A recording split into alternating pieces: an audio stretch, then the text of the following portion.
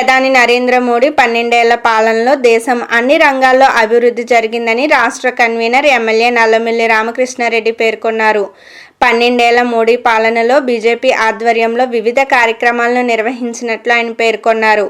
కాకినాడలో ఓ హోటల్లో దేశం సాధించిన అభివృద్ధిపై విలేకరులతో సమావేశం నిర్వహించారు. ఈ సమావేశానికి బీజేపీ కాకినాడ జిల్లా అధ్యక్షుడు బిక్కిన విశ్వేశ్వరరావు అధ్యక్షతన వహించగా రాష్ట్ర మీడియా అధికార ప్రతినిధి పెద్దిరెడ్డి రవికిరణ్ వివరాలను తెలియజేశారు. ఈ కార్యక్రమానికి ముఖ్య అతిథిగా హాజరైన ఎమ్మెల్యే నల్లమిల్లి రామకృష్ణారెడ్డి మాట్లాడుతూ మోడీ 12 ఏళ్లుగా ఓటింగ్ ద్వారా ఎంపికైన ప్రధానిగా పనిచేసి ఎన్నో రంగాల్లో అభివృద్ధి సాధించారన్నారు. ప్రపంచంలో అతి పెద్ద 4వ ఆర్థిక వ్యవస్థగా అవతరించిందన్నారు. ఇంకా 10 కోట్ల మందికి గ్యాస్ కనెక్షన్లు, పీఎం ఆవాస్ ద్వారా 4 కోట్ల గృహాలు అందించారని చెప్పారు. సర్జికల్ స్ట్రైక్స్, ఆపరేషన్ సింధూర్ వంటి కార్యక్రమాలు చేపట్టి ఉగ్రవాదాన్ని నిరోధించారు. జూన్ 21న అంతర్జాతీయ యోగా ఏర్పాటు చేసి ప్రపంచంలో పేరు ప్రఖ్యాతలను ప్రధాని మోడీ భారతదేశంకు గౌరవాన్ని తీసుకొచ్చారన్నారు. కాకినాడ రాజమహేంద్రవరం కెనాల్ రోడ్డు జాతీయ రహదారిగా వెడల్పు చేస్తామని నల్లమిల్లి చెప్పారు. ఈ సమావేశంలో బీజేపీ రాష్ట్ర ప్రధాన కార్యదర్శి సాలగ్రామం లక్ష్మీ ప్రసన్న, బీజేపీ నాయకులు ఎనిమిరెడ్డి మాలకొండయ్య, దువ్వూరి సుబ్రహ్మణ్యం, విశ్వనాథపల్లి శ్రీనివాసరాజు, కుండల సాయి కుమార్, చక్కా రమేష్ తదితరులు పాల్గొన్నారు. జీవితంలో కొత్త వెలుగులు నింపారు. అయితే జన్ధన్ ఖాతాలో చెప్పారు.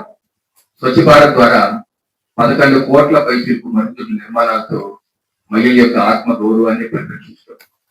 4 కోట్ల పైచిలకు ఇళ్ల నిర్మాణాలు చేయడం, అలాగే ఉజ్వల పథకం ద్వారా పొగతూరిపోతున్నటువంటి మాతృమూర్తికి ఆ పొగ ద్వారా అనారోగ్య పాలవుతున్నారని వారికి ఉచితంగా గ్యాస్ కనెక్షన్స్ 10,55,00,000 పైచిలకు ఉచితంగా గ్యాస్ కనెక్షన్స్ ఇవ్వడం, అలాగే ఉజాలా పథకం ద్వారా ఎల్ఈడి బల్బులు వారికి 37 కోట్ల ఎల్ఈడి బల్బులు ఇవ్వడం, అలాగే జల్ జీవన్ మిషన్ అందరికి కుళాయి కనెక్షన్ పథకం ద్వారా 17 కోట్ల మందికి పైగా ఇళ్లకి కుళాయి కనెక్షన్స్ ఇవ్వడం. సో ఈ రకంగా విద్యుత్ లేని 20,000 పైచిలకు గ్రామాలకి 3 కోట్ల పైచిలకు ఇళ్లకి సౌభాగ్య యోజన పథకం ద్వారా విద్యుత్ అందించారు. తద్వారా వారి యొక్క జీవితాల్లో మౌలికమైనటువంటి మార్పులు ఇంత చెప్పారు. ముద్రా రుణాలు ఏ రకంగా ఇచ్చారు, వారి యొక్క ఆర్థిక పరిపుష్టికి ఏ రకంగా ఉపయోగపడ్డారు. ఇంకో మరో రంగం యువతను ప్రోత్సహించాలి, యువత ఆలోచనలు అందుకోవాలి అనే ఉద్దేశంతో స్కిల్ డెవలప్మెంట్, నైపుణ్య కేంద్రాలను పెట్టడం, నైపుణ్యాన్ని పెంచడం. దాదాపు 2 కోట్ల మంది యువత ఈ కార్యక్రమం కింద స్కిల్ డెవలప్మెంట్ కింద వారి స్కిల్స్ ని నైపుణ్యాన్ని పెంచుకున్నారనే సంగతిని కూడా ఈ సందర్భంగా తెలియజేస్తా ఉన్నా. అదేవిధంగా యువతకు వచ్చినప్పుడు ముద్రా యోజన కింద దాదాపు 40 లక్షల కోట్ల మందికి ముద్రా లోన్స్ ఇచ్చిన సంగతి యువతకు ప్రత్యేకంగా. అదేవిధంగా స్టూడెంట్స్ ఎవరైతే ఉన్నారో వారికి ల్యాబ్స్ ఏర్పాటు చేయడం, అటల్ టింకరింగ్ ల్యాబ్ అని ఈ కార్యక్రమం ద్వారా స్టూడెంట్స్ కి ఈ కార్యక్రమం ప్రయోజనం చేకూరింది. ముఖ్యంగా ఆరోగ్య రంగం, ఆయుష్మాన్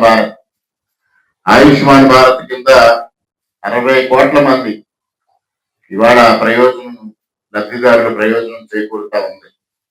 ముఖ్యంగా సీనియర్ సిటిజన్స్, అంటే 60 years కి సీనియర్ సిటిజన్ అంటాం. ఇది 70 years దాటిన వాళ్ళందరికీ 5 లక్షల రూపాయలు ఉచితంగా వైద్యం అందించే దిశగా చర్యలు చేపట్టడం జరిగింది. అదేవిధంగా మీ అందరికీ తెలుసు జనౌషధి ఏ విధంగా కార్యక్రమం జరుగుతూ ఉందో. 19,000 జనౌషధి కేంద్రాలను ఏర్పాటు చేసి దాదాపు అతి తక్కువ ఖర్చుతో మందులు అందించే కార్యక్రమాన్ని కూడా నరేంద్ర మోడీ గారు చేపట్టడం జరిగింది.